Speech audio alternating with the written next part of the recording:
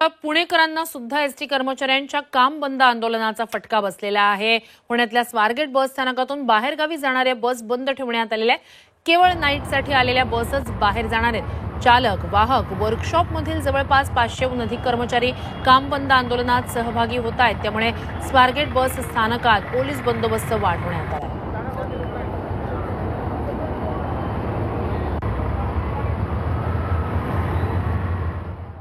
स्वारगेट बस स्थानकातले जे 500 कर्मचारी आहेत ते संपामध्ये सहभागी झालेले आहेत। ड्रायव्हर, कंडक्टर असतील ते या संपामध्ये सहभागी झालेले आहेत। तुम्ही या ठिकाणी पाहताय रात्री मुक्कामी आलेल्या गाड्याच या ठिकाणी थांबल्या आहेत। परिणामी या परिसरामध्ये जे प्रवासी आहेत ते या ठिकाणी खोळंबले आहेत, कारण सकाळपासून या ठिकाणी जे गाड्या आहेत त्या आलेल्या नाहीयेत। अनेक प्रवासी आपल्या सोबत आहेत।